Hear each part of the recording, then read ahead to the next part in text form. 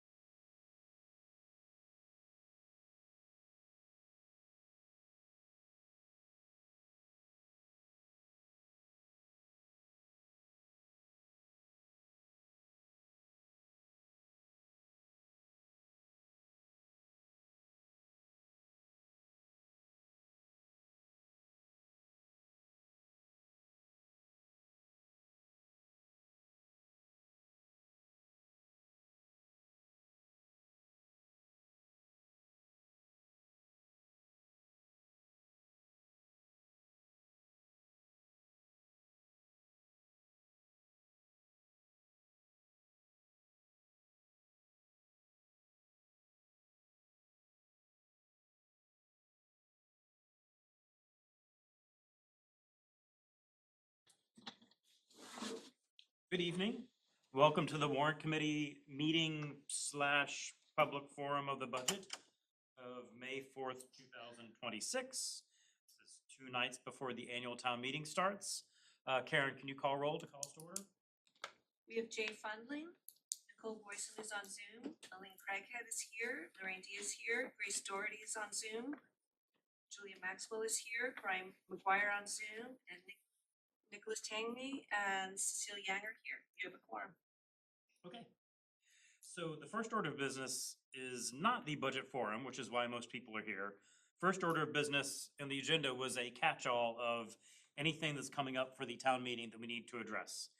And I sent the warrant committee members a proposed, I'm gonna share my screen, I'm gonna talk while doing things, which is always a problem. A proposed amendment to the zoning bylaw. The signed zoning bylaw, the amendment was that it previously said, there's a lot on my screen here, but on the right-hand side of my screen is what's in the warrant, which said the building commissioner, when they get an application within 10 days, will determine if it's complete, and then put it on to the sign review committee, who will then have 60 days to respond to it or not. The proposed amendment, I think the building commissioner raised, what if I'm on vacation? What if something comes up? I might not be able to do it within 7 days. So we've got this amendment, I believe it's sponsored by the planning board, which is to change the building commissioner's time from 7 days to 30 days. Did people get a chance to review this? You may have reviewed this more than I did. Oh, we've got one of our sign by law experts coming in. Gotcha. No, come on. When I read it, it does look like this could delay the whole process. Someone mentioned to me sort of off the cuff, oh, the total time it takes won't be affected. It does look to me like the total time it takes could be delayed by changing this 7 days to 30 days. Did anyone look at that? Have any thoughts about it? Oh, yeah, Joy? No, just question, who were the experts for this one? Larry and Macy. Okay, I guess I would be interested in hearing from them or you if Macy's not here. Honestly, it just sounds to me that like the building weighed in at some point late in the game and said 7 days isn't enough. I don't see that it really changes that much, and it makes the whole process a little bit longer, but not that much longer, it makes it, turns it from like 60 days to maybe 90 days if you add it all up. So, Okay. yeah, it doesn't seem like a huge change to me. Okay. If that's what the building commissioner needs, then, he knows how his end of the process works better than the rest of us. Okay. Cecile? On item B, doesn't it say 60 days of receipt of the completed application form? So would we need to change that, or is it gonna be like less time for the sign? Well, that's what, when I read it, it's 60 days if they receive it from the building commissioner. So to me, that says the building commissioner does his work, passes it on to the sign review committee. Sorry to ambush you, I know you just walked in. Yeah. Get my stuff together here, Jay. Yeah, no, that's what it sounds like to me. That's why I said 60 to 90. So it's like 67 days now, because it's 60 days for the sign review committee, 7 days for the building commissioner. I mean, yeah, I honestly don't, like I said, I assume that most will come from the building commissioner, and he knows if he needs 30 days, then. Yeah, I spoke to Chair Hall and she said that, yeah, his comment was, what if I'm on vacation? Then I can't do it in 7 days, something like that. That's right. So for the broader context, obviously town meeting is 2 days from now. We can take action on this now. I guess we have a couple options. We can take action on this now and say, we agree with this. And then when people walk into town meeting, they will get what's called a green sheet, a green piece of paper showing here's an amendment to what the warrant committee is recommending. We can say no to this now. We can say we don't like it. We can take no action tonight, in which case, I don't know if there would be something handed out. It certainly wouldn't be handed out and told people, here's the warrant committee's change recommendation. They'd have to wait till No, the meeting started to hear our recommendation. So if we're comfortable acting on this tonight, then town meeting members would be informed the minute they walk in. Things would go smoother. That's not a reason for us to take action if we're not ready to take action. Any more discussion? Or do we have a motion? Brian, I see your hand up. Yeah, thank you. Just, it seems like a long time, like they already get, I didn't really hear the reasoning for it because I couldn't hear well, Okay. but they got 60 days and then another 30 on top of that? Yeah, so step one would be the building commissioner previously had 7 days to determine, yes, the application is complete. This would change it to 30, and another 60 days after that. And Yeah, it seems like a long time. yeah, the reasoning was that the building commissioner, one argument was if they're on vacation, then they literally can't do it, you know, for a week, they literally can't do it in 7 days. Yeah, that's a good reason. Now, is there a number between 7 and 30 that we could make up? I Can don't you do know. 14? I might wanna talk to someone involved before making a change like that. I mean, I think in practice, it's very rarely gonna go 90 days. You know, they'll probably review it within a couple of days of receipt, send it off to the center review committee. We'll meet within a month usually. Yeah, that's certainly the hope, is that, Yeah. you know, we have people in town hall who pride themselves on doing a good job, and I don't wanna overthink this, but if the building commissioner gets hit by a bus, like who's the next in charge, next in line? I I think- imagine. think that something would be accommodated. Like Nick Milano would appoint somebody, I imagine. Well, couldn't Nick Milano then appoint, or the building commissioner appoint some sort of designee to be able to handle these things? That's what I'm wondering, Oh, if you're the, saying- if the example Yeah. is they're on vacation, Right. well, surely everything doesn't have to come to a screeching halt if the building, one person is out of commission for whatever reason. Like, so that if we are basing this 7 versus 30 or something between on this idea of someone being on vacation, is there a backup plan for when that person is out for whatever reason, the building commissioner, that is? Okay. So you're saying Again, at the this risk should- of this should be a overthinking. problem, this should be an issue that they can address even if. I would hope so, I guess, but I don't know. So what you're saying is we may not need this change, but they should just be able to deal with it. Yes, or I would be in favor of like something between 7 and 30. 30 feels a lot for a potential vacation. Nikki, I see your hand up. Yeah, hi. It seems to me that Julia makes a great point, although the bus comment is funny. It's not funny, it's terrible, but sorry. So maybe the business, so a couple things, like 7 days seems plenty if the building commissioner has a designee, perhaps we change it to the building commissioner or her designee and then keep it at 7. But 7 seems to me, again, just fine. Okay, so going back to what our options are, if we have questions, which, you know, whether can it be a designee, can it be 14 days? Or just somehow reassure us that 30 days is correct. If we have questions and we're not ready to act on this, we can not act tonight. We'd wanna make sure all our questions are in line so that someone can answer them in the next 2 days. I would be in favor of not acting. Okay. Personally, it's fine. Alright, so unless I hear a motion, it sounds like if someone would like to make a motion, they can, otherwise we will not take action tonight, and we've recorded our questions. Any other questions you have, please send them my way and we'll get those answered within 2 days and keep town meeting as informed as we can. So then what happens at town meeting again then? So this is, so there's no green sheet? It's just a. Yeah, I don't know. I mean, they might hand out a green sheet that just says, here's a possible amendment that might be coming your way. But it won't say the warrant committee has changed their recommendation. And then we'll meet before town meeting at 6:30 in the first floor of the high school and, you know. So if I'm to sum it up, our questions are, you know, why is this needed at all? Can they get their designee? If it is needed, can it be somewhat less than 30 days? Is that summary of our questions? Sure. Okay, I'm fine with 30 days personally, but I won't make a motion. okay. Yeah, we'll keep town meeting informed. I don't think they'll be confused. Okay, so I'm gonna stop sharing my screen. What I'm gonna share.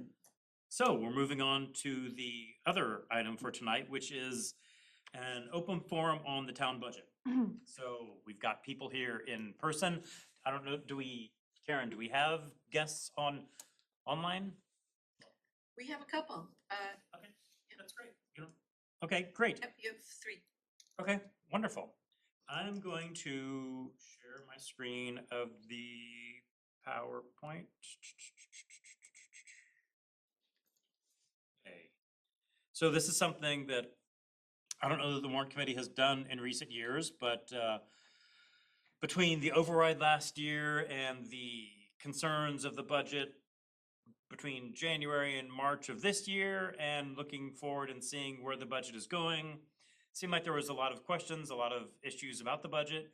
And I wanted to have a forum that invites people in and presents to the public, maybe a little more in depth than what I'll present at town meeting, and has some back and forth, has some questions, and just to show you what we're seeing for the budget and what we're seeing for the budget forecast. Let's see, slideshow. Okay. So a couple of sort of how I see tonight going. I've got 3 designated stopping points for questions.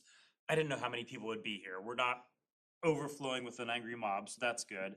I had 3. We don't know they're not angry. They're a cheerful mob. Got my pitchfork. I have 3 points where I was gonna stop with questions. I'm gonna say that's limited to 10 minutes. Again, we're not an overflowing crowd here, so that shouldn't be an issue. At the end of the presentation, I'll take as many questions as you want. Let's limit it to 9 PM. I don't know if that's gonna be an issue, but let's just say that ahead of time. I will say, so sort of big picture, what I'm gonna talk about tonight, I'd say it's about 25% talking about this year's budget that we're gonna be presenting to town meeting. About 75% is gonna be what we're seeing coming up for coming years. Now I did have a, sort of thinking about what this could be and what I'm prepared to talk about tonight. I had a resident send me questions today that were very good questions. They were like, oh, can you talk about how you're managing costs? Can you talk about how you're keeping costs down?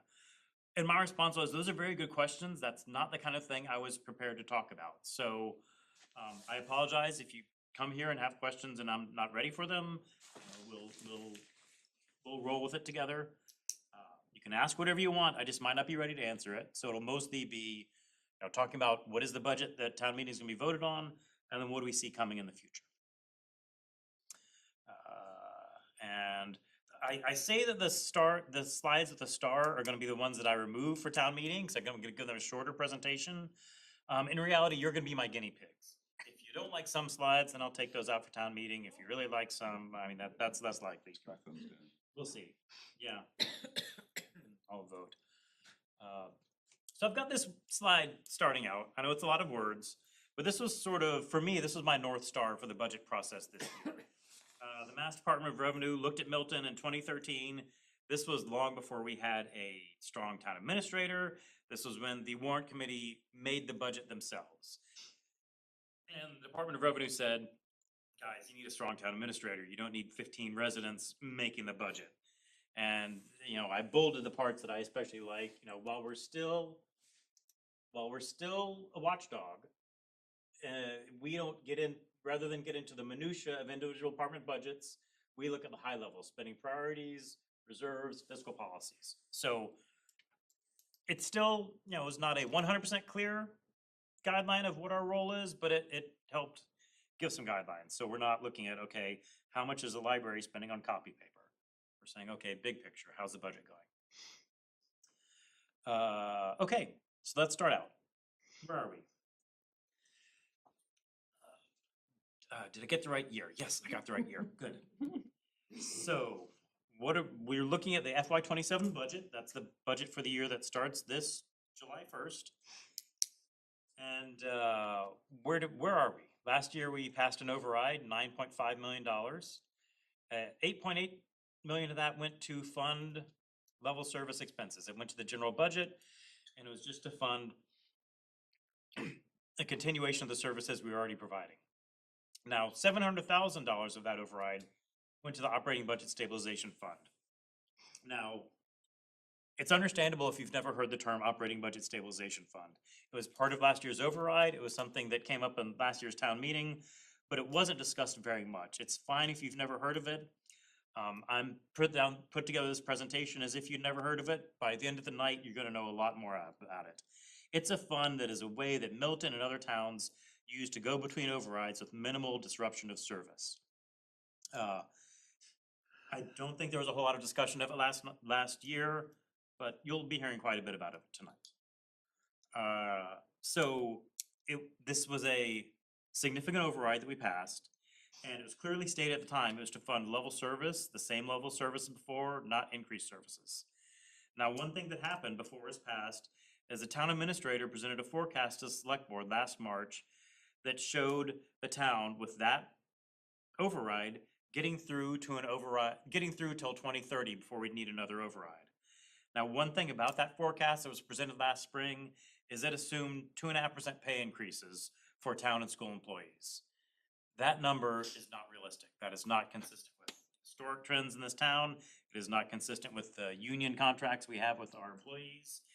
The number made the numbers fit. It made the numbers last to 2030, but it wasn't realistic of what the cost increases in this town are. So that led to a problem this year. This year, we're at January, and we look and the preliminary budget was $7 million below the level service request from the town and school departments.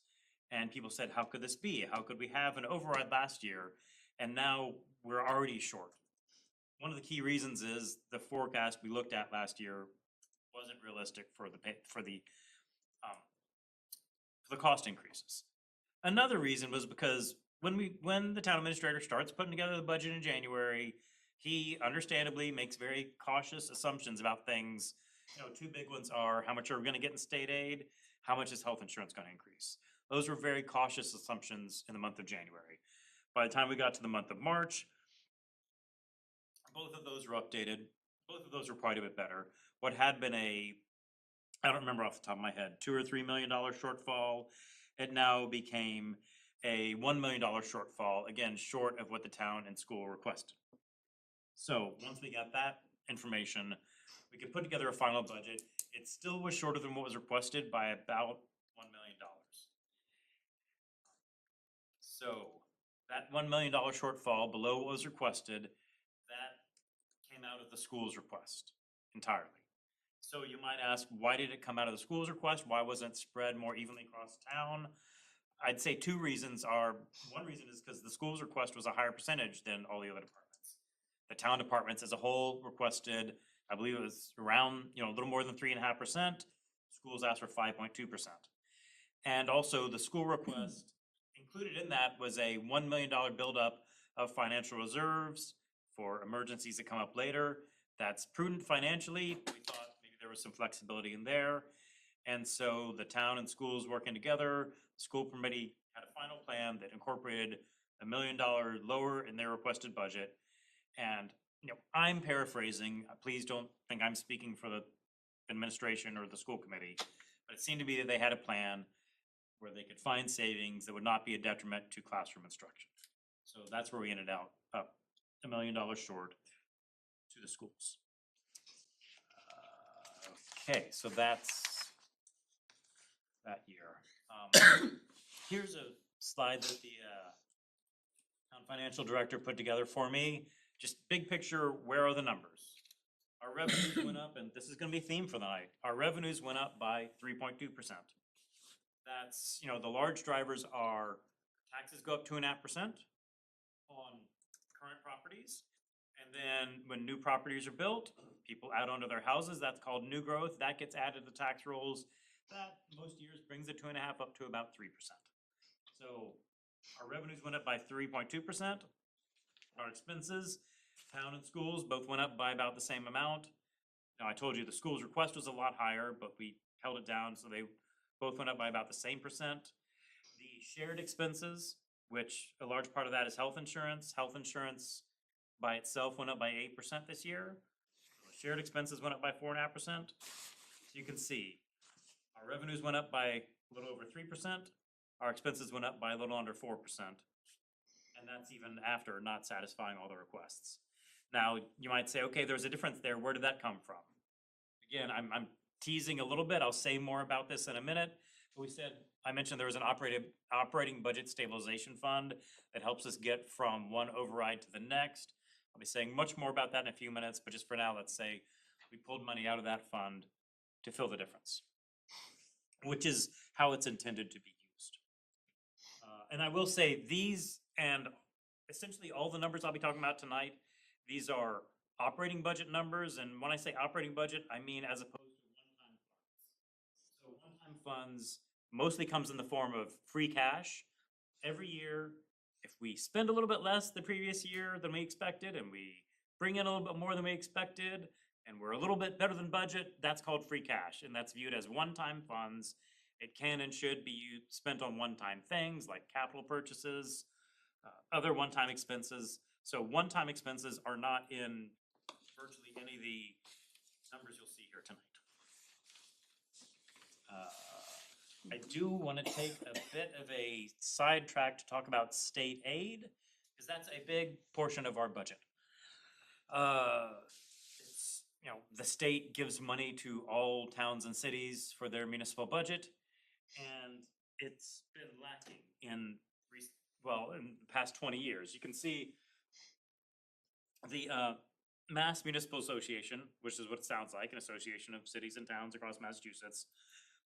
They studied this in 2025 and put out a couple publications that show just how the state is not giving us enough state aid. And you can see, going back to the Great Recession, if you look at the gray line, that's the state aid that we got in 2007 before the Great Recession. And if it had gone up with inflation, it would have gone like this. Instead, we had the Great Recession, state aid went down, okay? They had to make a cut somewhere, and then it did not go back up.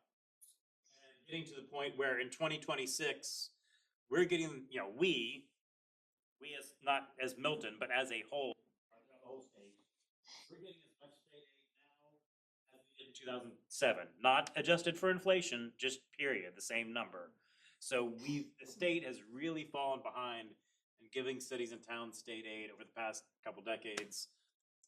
People are pushing for this to be improved, and that could make a difference in our budget, but it's one reason things are tight. This, I just wanted to take a look at the history. So what does our budget look like? How much has our budget grown? I looked over the past, 12 years.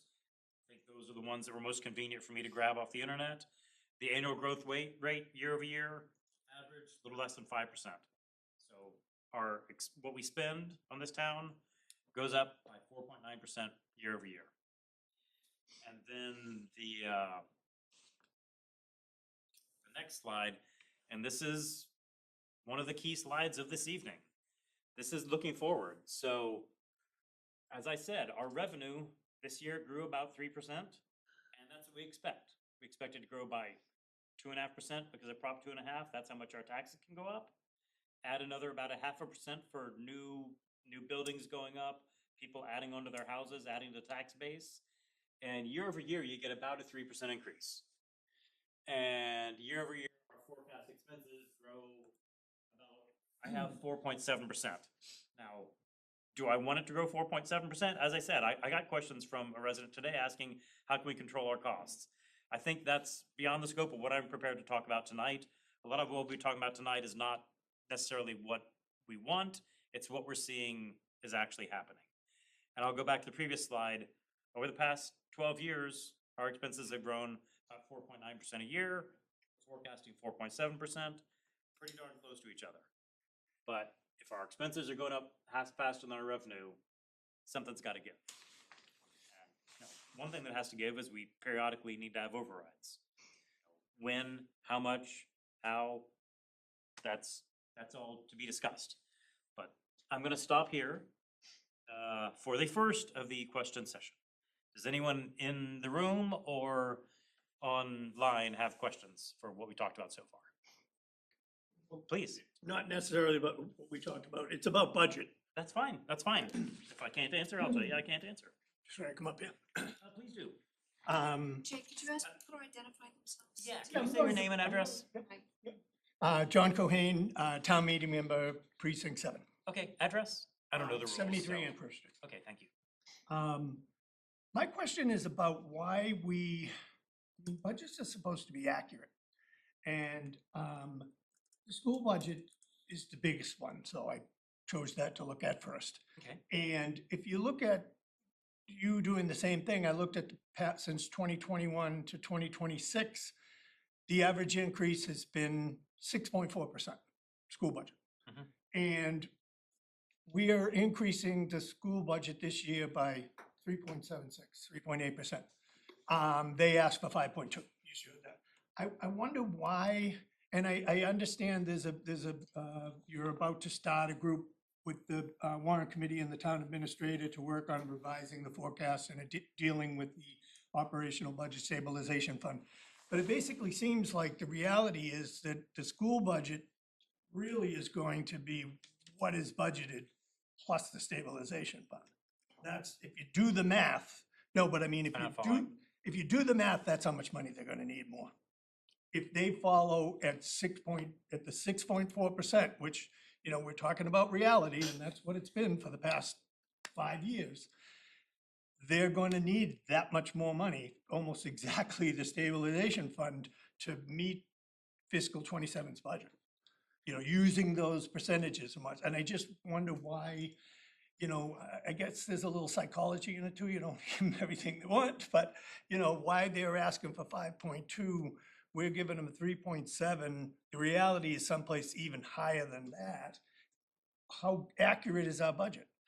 I will say, so the joint budget committee, which is a couple select board members, a couple school committee members, a couple warrant committee members, the schools gave us a projected forecast for the next 4 years, and it was 5.2% for every year, except, as I said, they're setting aside money in a reserve account, except the year they pay that down, they pay that off, it would be a little bit less.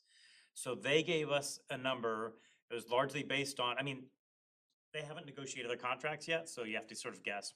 You know, so much of this is driven by salary, and all the salary is driven by contracts. 81%, right? So they have to guess what the contract's gonna be, but they made a guess, and so they gave us, and it's essentially 5.2% for the next several years. So that's what I baked into, you know, that's baked into this number right here. I'm not sure if I got your question. Well, the budget increase between FY '26 and FY '27 is only 3.8, Yes. and Because- that's not real. I don't know what so they asked for 5.2% and we said, we'll give you $1 million less than that. Some of that reduction hit the amount they wanted to set aside in their reserve account. Some of that led to layoffs or not filling positions. So again, your question is, I just question the reality. Budgets are supposed to be accurate and real, and it just seems to me that we increased at 6.4% over the past 3 years to all of a sudden think we're gonna be 3.7 is well, I mean, if an unrealistic budget. assuming town meeting votes for what's in the warrant, that's what they're going to get. They will get 3.whatever% more than they got last year, Plus period. operational stabilization money. No, No. Where are they gonna get the money that they don't have? Because they're gonna spend more than that. That's I guess my point is, no, I'm saying they're gonna get what they got budgeted. That's what they're gonna get for FY '27. so I guess my then next is, how do I follow? And I can ask Joanne too, but I see in the bullets for that they're trying to be more open with things and do things more quarterly and stuff. I think it'd behoove us all and to pay attention to that quarterly information that's coming in. Yeah, I Yeah, know the yeah. school committee recently reviewed the third quarter information, but I'll admit I haven't looked at it, but Yeah, that's what came out. okay, I just did, my point. I- Thanks, thank you. I appreciate the discussion. Oh, and I do want to say too, thank you so much. This is such a big job. I mean, of all the jobs in the town, you put in the most hours, I know from Steve. I don't know, I'd say the planning board may have us beat. Oh, yeah, I don't know. Any other questions on this? Yeah, sure. Thank you. Former warrant committee colleague? Yep. Can you say your name and address? Steve Geister, 50 Canton Ave.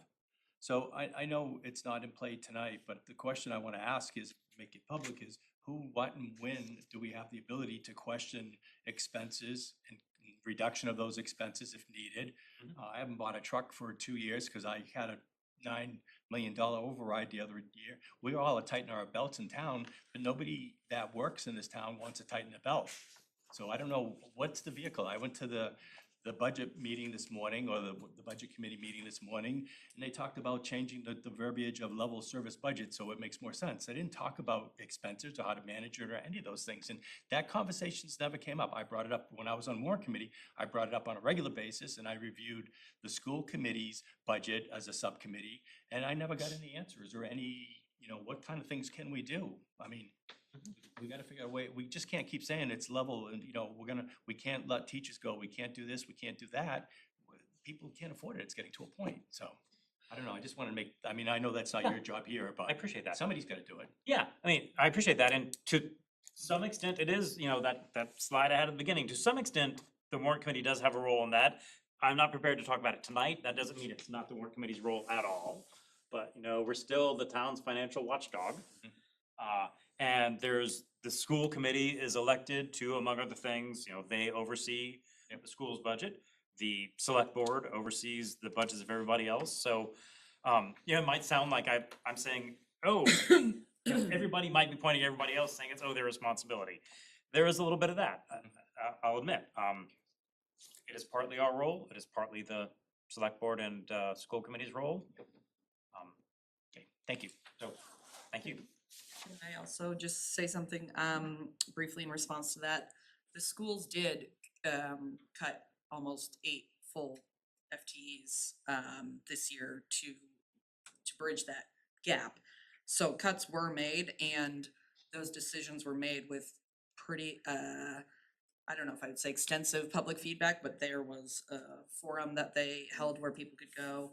I know they considered strongly the communication they received from Milton residents. So I am also on the school committee, the finance subcommittee, and I really commended them, the school committee, for their responsiveness to their proposed cuts. I thought it was a fairly transparent process and that they were very open to receiving the feedback. Did they cut them in the end or not? Yeah, they had to. Great. And it looked a lot different.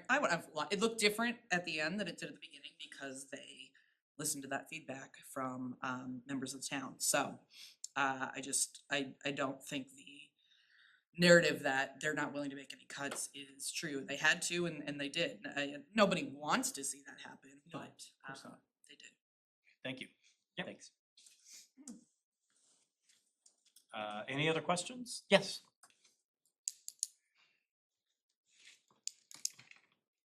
Hi, Margaret Carrolls, 19 Gibbons Street, Precinct 4, town meeting member. This is maybe just a comment, and maybe you do have some information for me, but to me, it seems like the issue is state aid and healthcare, which feel beyond our control. And, but you had said there are people trying to do things about it. Who are those people, and how can we get involved? And how can we maybe put citizens' anger and effort and action and passion towards that instead of fighting with each other about things? Okay. For state aid, yeah, I would point you to, and I realize this is small, I'll put this document up on the website. Mass Municipal Association had 2 documents called A Perfect Storm and Navigating the Storm, which went into this in detail. Again, they're sort of what they sound like. They're a group Yeah. that represents municipalities towards the state. I do, and this is just going off memory, a month or 2 ago, someone came to speak to the select board, and I don't know if they're associated with Mass Municipal Association or somebody, but they were like, we're from this other town, we're really trying to pressure the legislature to give more state aid. I believe the Mass Municipal Association, their slogan is $351 million for 351 communities. Very catchy. That doesn't answer your question as to how can we, talk to our legislators and get more state aid. I don't know. No, I know you don't have the answer, but I just wanted to put it out there. Yeah.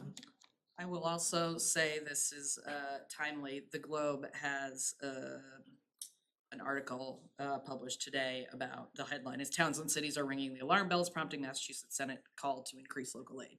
So there is a group that is referenced in there that you could look into who's advocating. Great, thank you. And Jay, can you minimize the pictures on the side, just so we can read? Can I? I don't know. Just up the Is it, line and I at don't the know if top. I do that or if, I don't know if I can either. It's just click on that, Click on the click on the line at the top. I did it on mine and it didn't. Oh, okay. you drag it? There. Yeah, no, I did it on mine. Oh, All right. The solution. Thank you. Now let's see what it says. What did it say? Changes everything. Which part? The state aid fund. It's poetry. What he said. State aid, low, bad, high, good.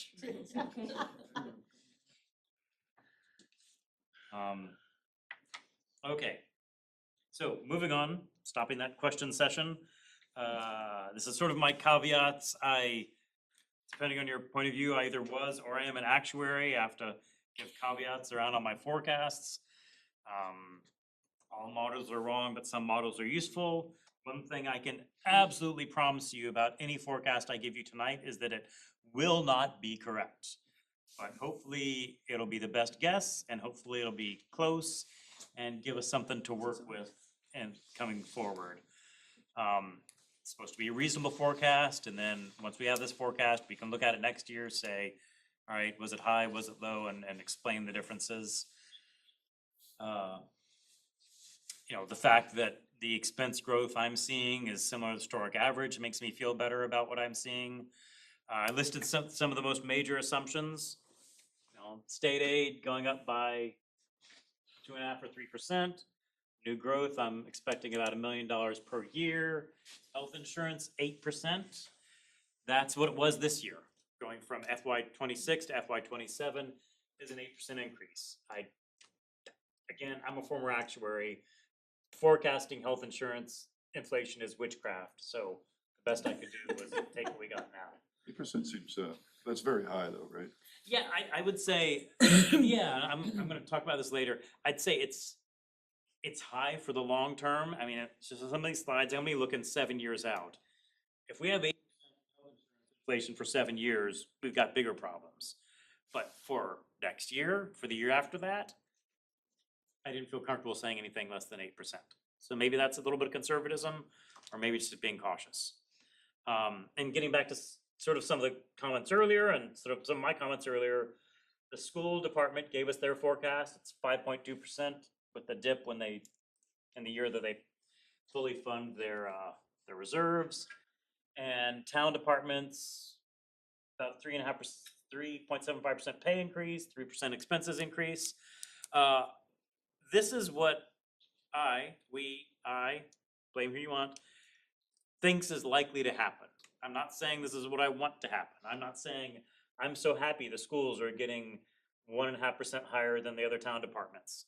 It's not what I want, it's what I think is going to happen, and we'll go from there. So, this is one with the orange star. I thought that was too much detail for town meeting, but good for the, you know, it's good for the people who showed up here tonight. Thank you very much. This is your bonus. Moving forward, I told you I was gonna talk a lot about the operating budget stabilization fund. Hey, Jay, I'm sorry to interrupt like this. Yes, please do. I actually think that last slide, you should have that at the town meeting. You started, but don't you want to show that stuff? I'm open to feedback. Sorry. You know, the more you show to 250 of your best friends, the more each one of those friends is gonna have an opinion on it. Not hiding it, it's here right now. That 8% health insurance is a really important thing, a message to get out to people. Okay, Because people have heard anecdotally that the health insurance is high this year. okay, Actually seeing the numbers all right. useful, I think. So we got some feedback for leaving it in. Thank you very much.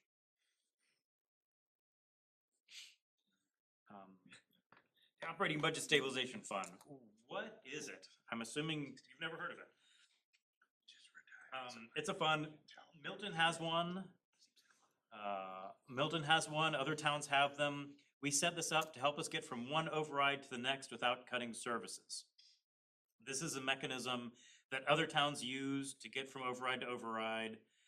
Now, recall the graph we saw a few slides ago of the cost going up more than revenue. So how do we deal with that? So in the past, I haven't been in Milton as long as some of you, but what I remember from other override intervening periods is we might have an override one year. And maybe that would have enough of a cushion to get us through year 1 and year 2. Then in year 3, again, costs are going up faster than revenue. Maybe in year 3, we close the library on Sundays and we lay off some art teachers. In year 4, we close the library on Saturdays and we lay off the music teachers. And then in year 5, we say, well, we can't take any more cuts, so we'll have an override. And then we reopen the library and we hire back the art teachers and the music teachers. That's sort of how we did it in the past to deal with those diverging lines. So what the Operating Budget Stabilization Fund does to help us get from override to override without cutting services, it's a bucket of money is how I think of it. And in the early years, right after you have an override, you put money in your bucket of money. And then your costs go up faster than your revenue. And then in the second half, you build up this bucket of money and you take money out of that bucket of money to keep providing appropriate services to people. And then you can see, let's say we're in year 3, we see what's going to happen in year 4 and year 5. We know we're going to need an override after that. We prepare everybody. We say we're going to need an override after this bucket of money runs out. And then we have an override, or at least we ask for an override. That's ideally how it works. Let's look specifically at Milton's. Works a little bit differently than that picture I showed you, but it's the same idea. What Milton did was, when we passed the override, $700,000 of what you voted on that ballot went to the Operating Budget Stabilization Fund. And that goes up by 2.5% every year. That's why it looks like it goes from 700,000 to 800,000. We also, at town meeting last year, took free cash, which is one-time money, and just in the same way that we sometimes deposit free cash into other town stabilization funds, we put $2 million into this fund to seed it, to get it started. And then at town meeting later this week, if town meeting approves their proposed budget, we'll put another $1 million in there. So, and I'm not, in my forecast, I'm not assuming any more free cash goes in.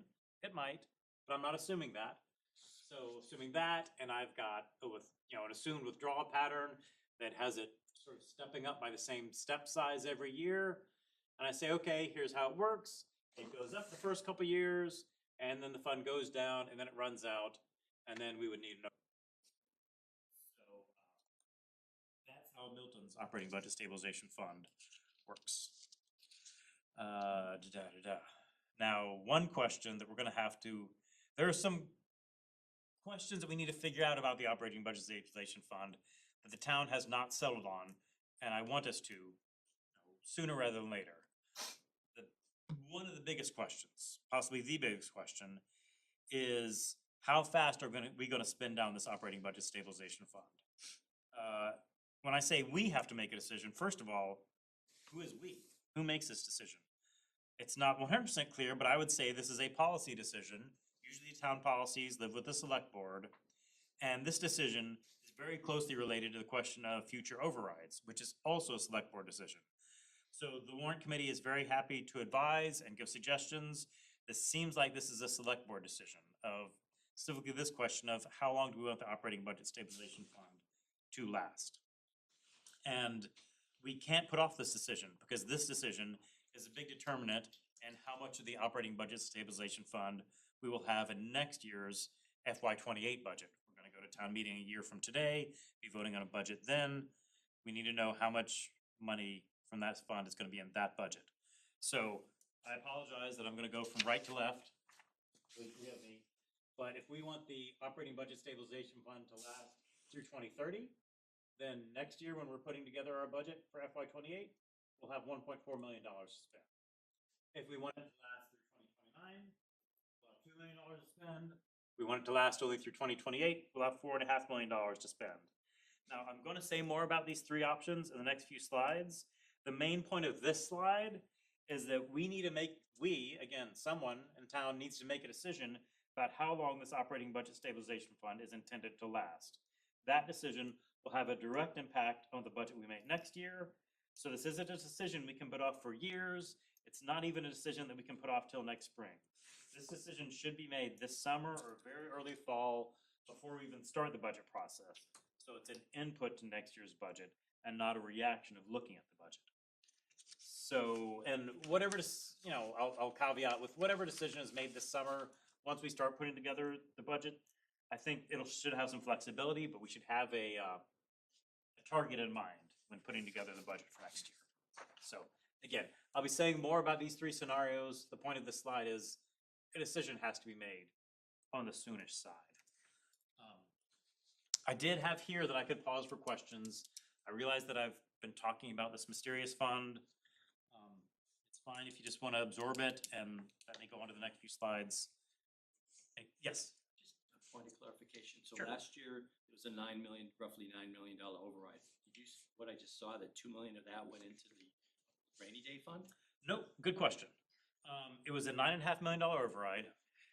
$8.8 million goes to the general budget. Okay. 700,000 is going to this rainy day fund, as you call it. And then we had free cash. So from the previous year, we did better than budget. So we have one-time money. We can spend that one-time money on, we can use it to buy various capital expenses. We can use it to put in various reserve funds. What we did was we put $2 million of that free cash, the one-time money, into this account. And then this year, again, we have free cash from coming in under budget last year. Couldn't we have given that back to the taxpayers, $2 million, and cut the 9 down to 7 million? No, I mean, the $9 million is ongoing every year. This is one-time money.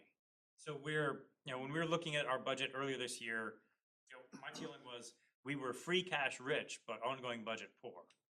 We had, because of prudent budgeting, because of conservative budgeting every year, we have a few $1 million in free cash every year. But that's not dependable money you can count on year in, year out. That's why we spend on one-time things like capital expenses or putting aside into various reserve funds. Way to get that. Doesn't make sense to me, but. I mean, yeah, it is a question. If you look at the free cash for the past several years, we've had over $1 million in free cash the past several years.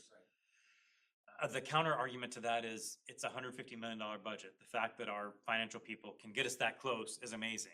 And you want them to get us that close and not the other direction. They never want to be under budget. So they somehow manage it so that we're a little bit over budget. And then we use that to spend on one-time expenses.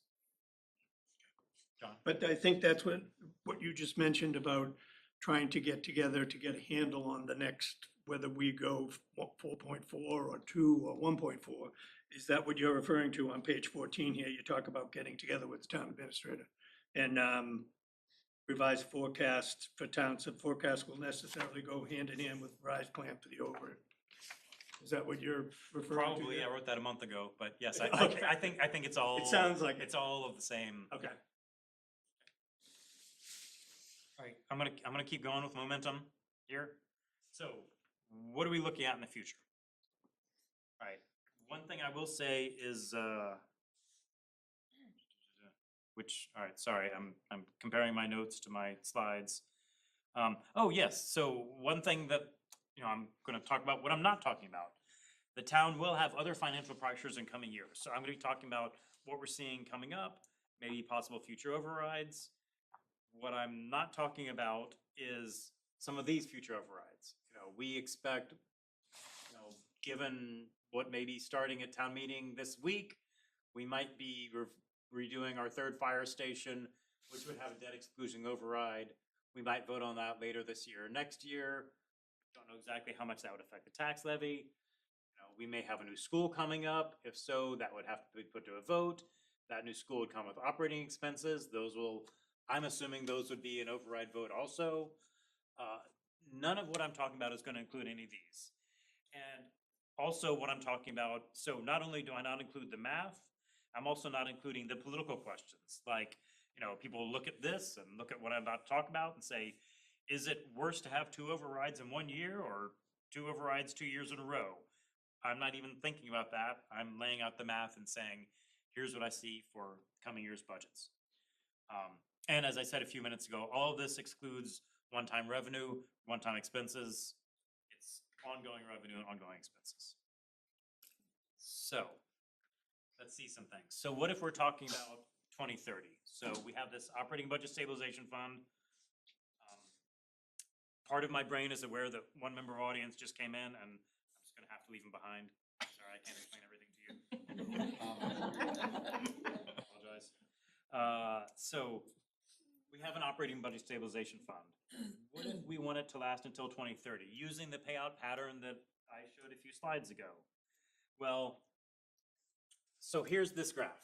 We've got revenue coming in, we've got operating budget stabilization fund. The line is the level service expense.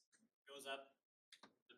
The blue bar is our revenue coming in. The black line is our expenses going out. As we know, the expenses go up faster than the revenue. In 2027, it's entirely made up by this operating budget stabilization fund. Okay.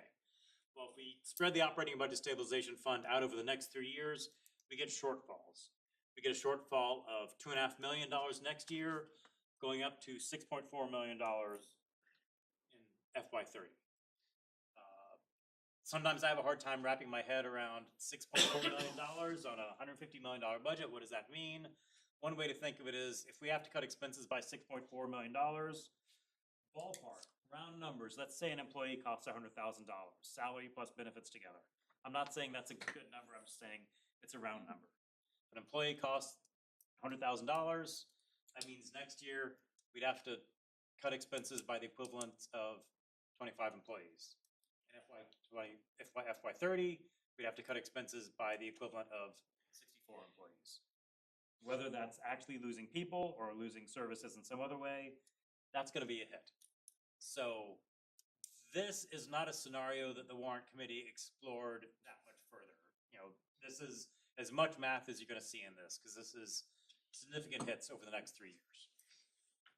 So let's say we want the operating budget stabilization fund to last till 2029. Okay, again, we've got, $3 million of seed money in here. So the less years we spread it out, the more we can help in every year. This looks better. So now, again, I want to be clear about what I say. When I say target year 2029, what I mean is the operating budget stabilization fund will last through fiscal year 29. And unless we have good luck, which we might, but if we assume that that's the year we're going to be looking for an override, we'd be looking for an override in the spring of 2029 to help us for fiscal year 30 budget. That would be 3 years from today would be an override, 4 years from the last override. Now, if we look at this, there's still red between the revenue we bring in and the operating budget stabilization fund. There's still a shortfall. It's a shortfall of about $2 million next year and a little less than $4 million the year after that. So town and school departments would take a hit. There would probably be a reduction in services and staff, again, unless we get lucky with certain assumptions, like state aid or health inflation. We might weather this with minimal reductions, but we might not. If the dice goes our way, we could get through this with minimal disruption. If it goes as expected, we would have a hit to probably employees and probably services. What if the dice really doesn't go our way? What if there's a recession? What if the recession leads to the state reducing our state aid like they did last time? I don't know. This is but unlike the last one where it looked like we have catastrophic shortfalls for 3 years, we have some shortfalls for 2 years. So this one I do look into a little bit more on later slides. And then the final option is, what if we want the operating budget stabilization fund to last through 2028? We're using some of it in FY27. We use more of it in FY28 to make up the entire shortfall for the level service expense. And then we would be looking at another override. That would be an override in the spring of 2028, 3 years from the last override, 2 years from today. We can cover our level service needs with this. Now, this is where I want some feedback on, do these slides make sense or not? So cheer or boo as you see fit. So One thing that I think is relevant, if we're talking about looking at the next override, I think it's prudent to ask how large might that override be? To give the town of some sense of what we're talking about. To build an override, I'm looking at two goals for an override. One goal is, if we're short 1 year, one goal for an override is bring services back up to what would have been level service. For example, think of if we had to lay off people to cut our expenses, let's say we hire those people back. If we close the library on the weekends, we reopen the library on the weekends. So again, going back up to what would have been level service, and we'll also need to fund an operating budget stabilization fund to provide level service until the next override. So I'm gonna build this override step by step. Step one is, well, what were we short in the previous year? In the previous year, we used some money from the operating budget stabilization fund. That's gone now. So we need the override to cover that. And we also had a shortfall from what should have been level service. We need the override to cover that. I will say, when I'm talking about need and all of this, the override size will be determined by a future select board, not by me. So I'm just giving sort of guidelines of what people might think of when they're thinking about a future override. It's gonna be a future select board that decides the actual number. But I'll say, what do we use for operating budget stabilization fund? We need to make that up. What was a shortfall and what we couldn't meet a level of service, we'll need to make that up. Piece number two, and then year to year, our needs go up. Our needs go up, our revenues go up. So the net of that, okay, our override will need to cover that.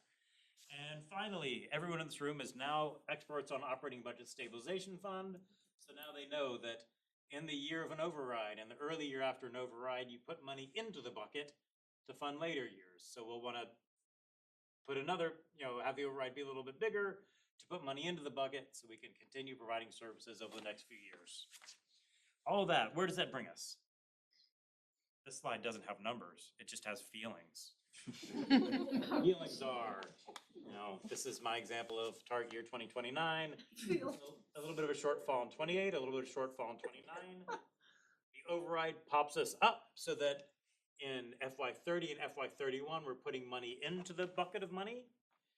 FY32, it's about of a wash, and FY33 and FY34, we're pulling money out of the bucket of money, and we're able to provide level service until FY34 for that. It's great. That also has a star. Don't know if that should be a town meeting or not. Geez, I don't know. I like that one, Jay. It doesn't have numbers. That's a big positive. Okay, this does have numbers. Everybody said, don't show these numbers. People will yell at you, but I'm showing them. One question that I sort of didn't pay a whole lot of attention to is, how long do we want the override to last? The last picture I showed you had an override that was intended to last 5 years. It could be a little bit lower if it's an override only intended to last 4 years. So I've looked at a few different options. What if it's an override intended to last 5 years or 4 years? Well, if we wait till 2030, I didn't bother calculating that. That's pretty catastrophic impacts on the town for the next few years. I didn't calculate anything with that. We wait till 2029, when an override that's gonna last 5 years, it's 14.5 million. When an override that's gonna last 4 years, $13 million. And it'll be 2 years of belt tightening to get there. If we're gonna do an override in 2028, an override the last 5 years would be about 11.5 million. An override the last 4 years would be about 9.5 million. And we cover the lower service budget. It's, these are big picture numbers. They're not set in stone, but there's something to give us an idea of what we're looking at in the future. Jay, can I ask you a question? Yes, please. Deborah Felton, Precinct 2 Town Meeting Member, 20 Willoughby Road. If there was I want to compare these numbers to the number that was talked about last year, but was never, it was decided that Okay. 9.5. What was the higher number that would have definitely put us in a different conversation? Do you know what that number is? I mean, off the top of my head, it was around 11.5 or 12. No. John, do you remember? Okay, yeah, I know there are a few different options discussed. What you sounds about correct. though. That's what it is. Yeah. And I think that would have led to increased services also, which we can, debate if we would have liked to pay more for increased services, but So I don't know what it would have done to this picture, because we would have been bringing in more money and spending more money. So I'm not sure exactly what it would have done.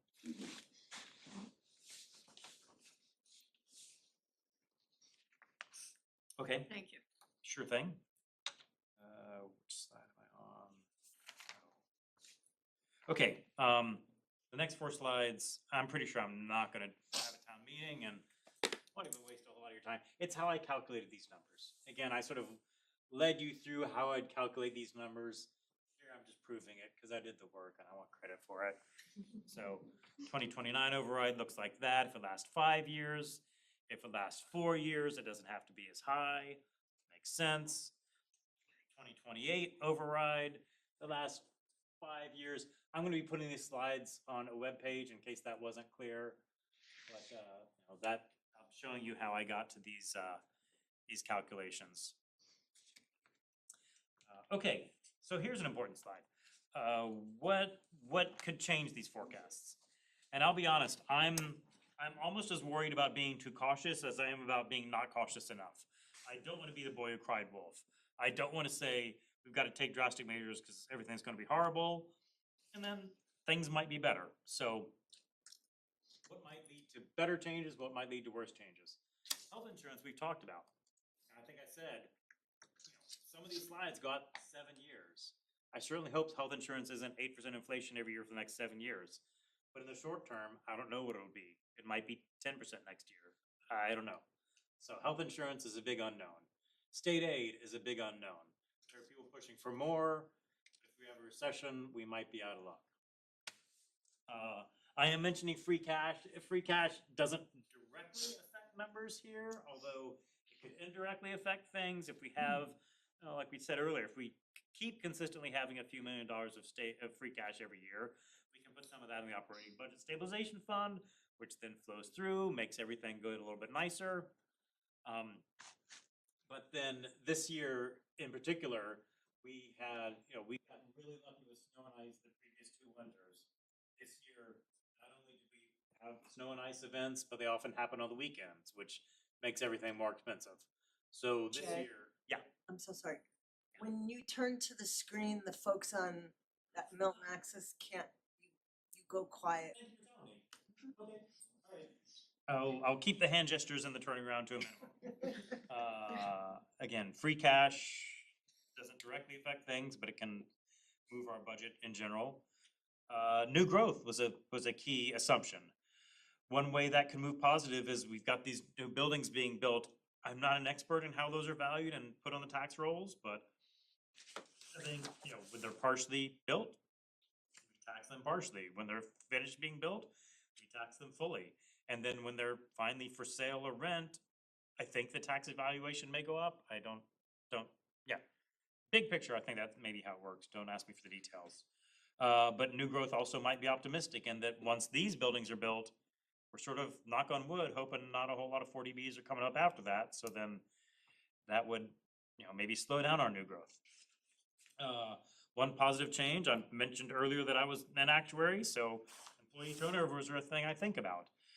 When you look at employee turnover, one of our members on the Warrant Committee noticed that our average teacher pay in the previous 5 years has been pretty high, and the 5 years before that was pretty low. I'm not sure, but I think it might be due to when we have higher paid older employees retire and they get replaced with new lower paid employees, that's a big deal. That's a significant reduction of your total payroll. But you know, and that is baked into, I told you we got the school forecast. They put in a number to account for that, but you know, we could have higher turnover. We replace higher paid employees with lower paid employees. That's going to help things. I felt a little sheepish about putting this last this last item in here, commercial development or pilot. These can of course help. I know some people in town always point to this as a solution to all of our financial problems.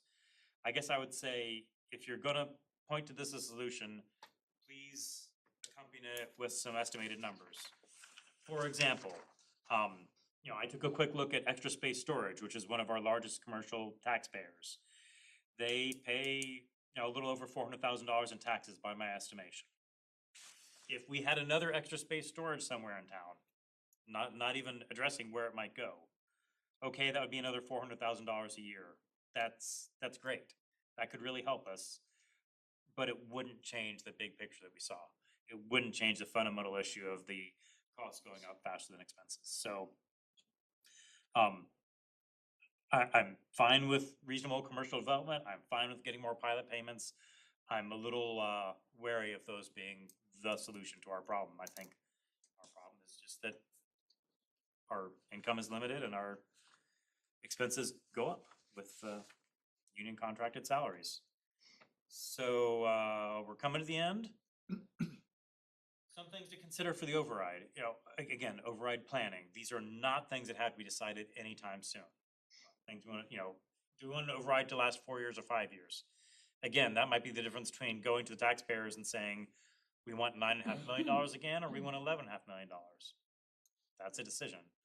Also, one thing, all the numbers I've been talking about tonight, all of them are level service. You know, we're gonna keep the same number of employees, we're gonna keep the same general level of service. Is that what we want? I think everyone, whether you think it's a good idea or not, I think everyone can agree the town could benefit from spending more money on police, fire, library. Council on Aging could certainly use some more money. Obviously, the schools are the elephant in the room. All of these would provide better services if we provided them more money. I don't know if that means we should or not, but it's something to think about. When thinking about budgeting for the next few years, when thinking about, do we want an override? Do we want to continue level service? Do we want to have a little bit more? I don't have an answer to that question tonight. I'm just saying that affects the numbers that I showed you. I've got a place for questions, but we're almost at the last, well, this is the last slide, so I'm just gonna skip ahead to summing up. We're in good shape for 27, but we've got budget issues coming. Everyone in this room is now an expert on the operating budget stabilization fund. You could talk about it with your friends and neighbors. And we need to plan ahead. The Warrant Committee is officially asking the select board to make some decisions regarding the use of the operating budget stabilization fund by the end of the summer to help us plan for next year's budget. And that is, oh, and then I'm showing off my work again because I did it and I'm proud of it. And these will all be on the website. So I'll open it up to questions, comments. I know we have some members who joined halfway through. Feel free to ask whatever you want. If I don't know the answer, I'll say I don't know the answer. I noticed one of our members has a comment. Brian? Hey, Jay, thank you. Jay, first off, sorry I can't be there. I'm pretty ill, but I want to say I'm really impressed with the amount of work you put into this, and I've seen all your iterations before. It's an incredible amount of work that you did to do this. Okay, thank you. But I got some comments. Yes, please. One thing is, and I brought this up at our budget meeting that we have on the budget committee meeting last week, and I want to reiterate this to the warrant committee. So under Proposition 2.5, where revenue sources can only grow 2.5%, I know that's obvious. And the reason that they have that is like in the United States, that's what the average person's salary increases every year. It's 2.5 to 3%. That's normal, unless you get obviously a better job or something like that. But those are normal increases. And when talking to the school, they have a 10-year average increase in their budget of 5.1%. And they're saying that's their reasoning for having that for future increases. They have 5.2%, but that's their reasoning. It's like that's what the historical increase has been in our school budget. So that's what I'm going to use. And but if you go back 10 years, which is what they're basing it on, like 8 to 10 years ago, we had a 10% increase in student population in the schools. 4 years ago or 5 years ago, we had opera money. And then we had I think we had an increase one year of 8.8%. Inflation was like 8% one year, like 2 or 3 years ago. And we had high inflation years, and they increased accordingly to that.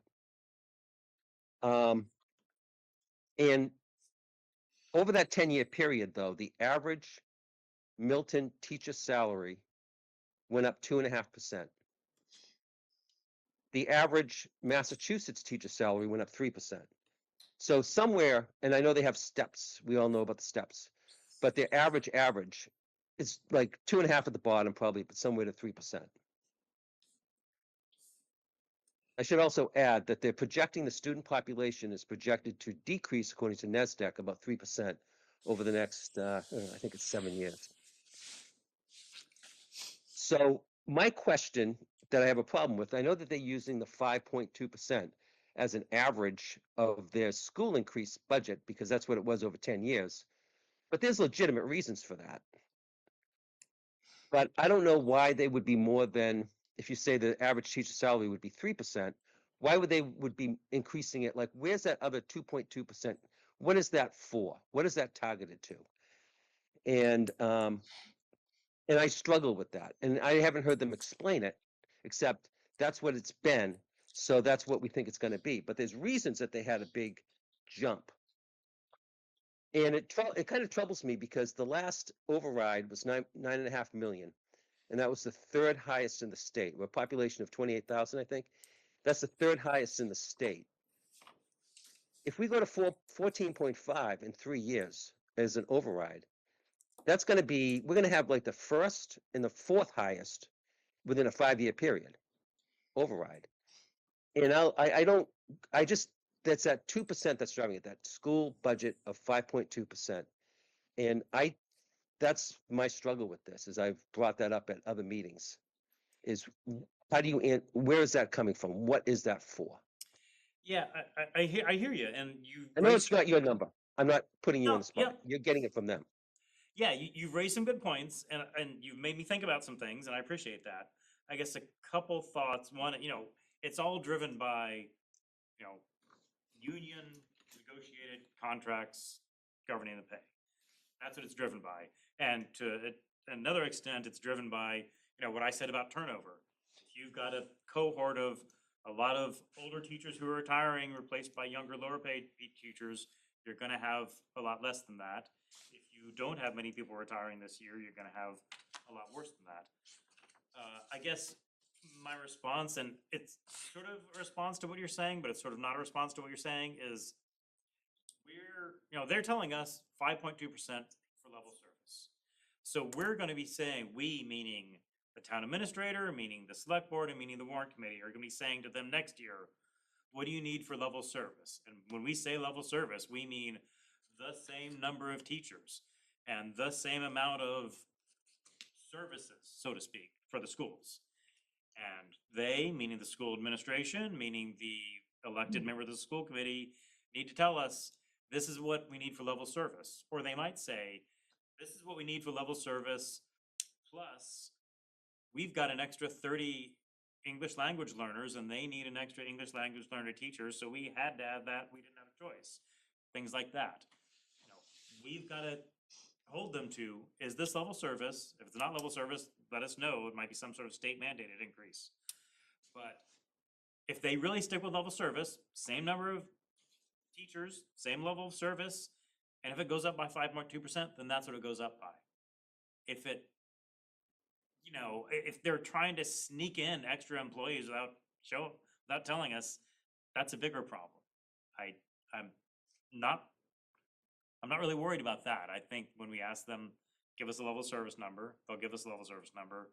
And if it's not 5.2%, then everybody wins. I know that's not what you were asking, but I think you're saying if in reality, it's not going to grow that much. And my response is, if they really give us a level service number, and if in reality it's not that much, then that's great. And like I said, I'm afraid about being the boy who cries wolf. I'm afraid about saying it's all going to blow up and it is all fine. So you raise a good point. That's all I got. Thank you. So, yeah. So we're at the end of the presentation. Comments, questions from the audience? Yes. There was a section there where you talked about a lot of the unknowns that come up. Okay. And one of the ones not mentioned that's huge in the schools is special ed. My wife was a special ed teacher and it's unpredictable, very difficult to predict, You know, that's You're one right. of those wild, you just don't know.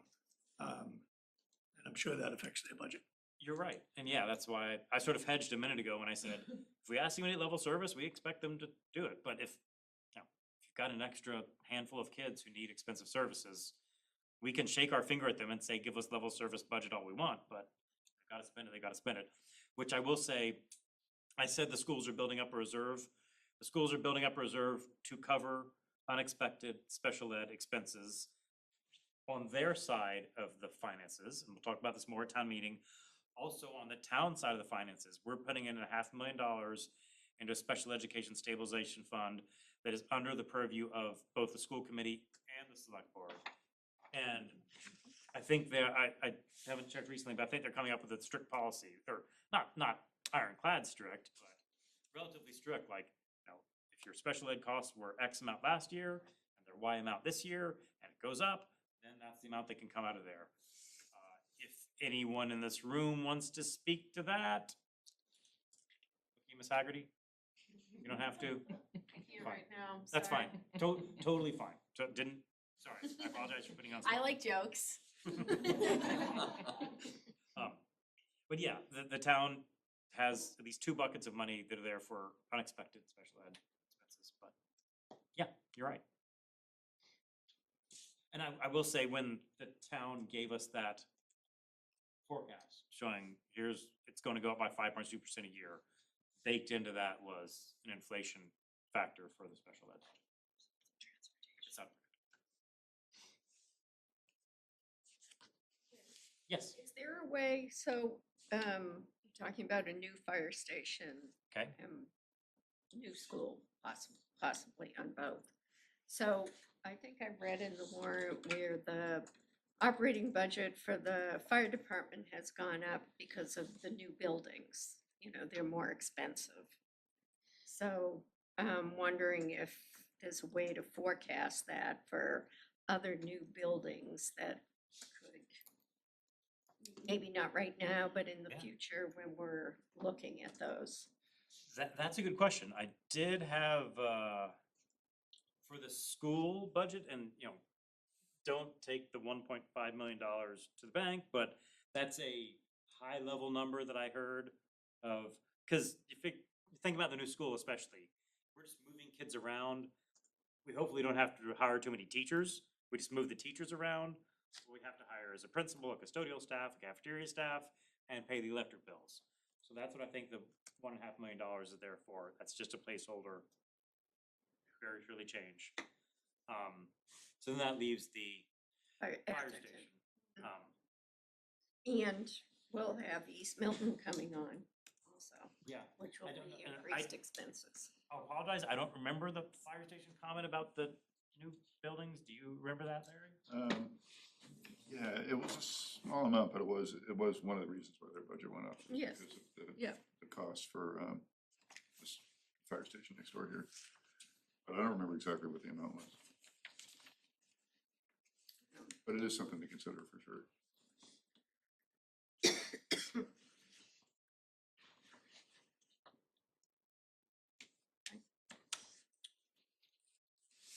Mr. Walsh?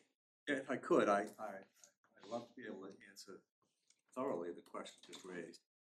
But I do have some exposure to what's going on with the fire stations and new buildings. The station next door, first thing which is not obvious, is it's a much larger building. Because in fact, a fire department today, even compared to 15 or 20 years ago, is a different, their services are very different. They're more of a full service health provider, not just go out and put out a house fire. The building is a lot larger because they store a lot of equipment. So you have a lot of costs that just naturally will go up because it's a lot larger building. But think of that. The East Milton station, which we expect and hope to be completed in November, it's really just, it's only a 2-bay station, much like the station that it's replacing. The staffing is gonna remain the same. That building's probably not a lot larger. In fact, it's interesting, as the question was raised, I started thinking I should probably know what the square footage of the old building and the new building are to compare them. If I had to guess, they're similar or the new one is no bigger. So the big costs are, for example, East Milton has one fire engine that has to respond, right? Well, the way fire engines work, by the way, when you retire one, they're not worth a lot on the market. There aren't a lot of people out there buying old fire engines. And also, it's good for a department to keep spares, because all of us own vehicles, you know, you might go out someday to start your vehicle and there's an issue and you can't use it. Well, fire departments can't just say, oh, well, you know what, we're not gonna respond to your fire today because we're having trouble with the fire engine. So they keep the old ones, which they can't get a lot for on the open market, and they use those as spares to be ready in case of emergency. So East Milton has 2 bays, new station. There'll be an old engine in that extra bay as well as a new engine that's typically used, or a newer engine. And then lastly, I just want to take the opportunity to make the comment, Mr. Chairman. The new station that we're planning in Atherton Street, we're going to go to town meeting, and I know the Warrant Committee has supported us, and I appreciate that very much. We're going to ask for the remainder of the funds we need to complete the design. We made a decision, we looked at 7 options of what to do with Atherton Street, and it turns out the cost differences were not dramatic between the options. And one of the options was we could save the old building, which, you know, has a lot of historical significance. We're going to do that. But the point I want to make here, and I will share with the town meeting audience, given the opportunity, we have applied for community preservation funds when we have to finish the application in September, so that when we come back to the town to ask for the funding for that station, we don't have the number nailed down. We've asked for 3 million. The Community Preservation Stabilization Fund is allowed now.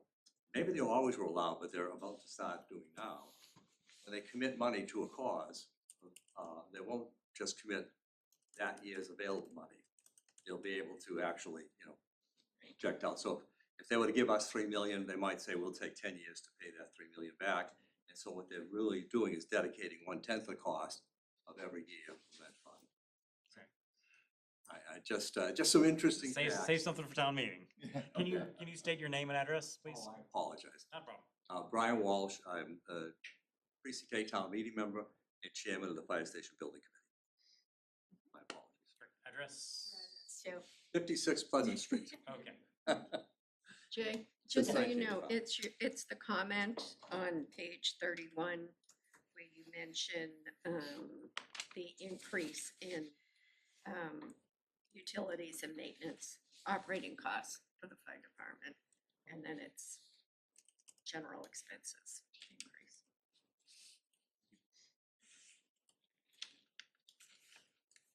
Those comments were a team effort, so that's why I don't have it at the tip of my fingers. So it's me. Look like I listed the exact number though. Okay, so I'm not seeing any more questions coming up. Okay, tell your friends. I don't know what to tell them. Tell them they can watch this video between now and town meeting, Right, and they'll get a shorter version of this slideshow at town meeting. thank you very much. Thank you. Yeah, thank you. Coming out. All of you. We'll, stop. I need a gavel to get you to stop doing that. That's all that's on our agenda. I'll entertain a motion to adjourn. All in favor, say aye. Aye. Okay, we're adjourned. Thank you very much.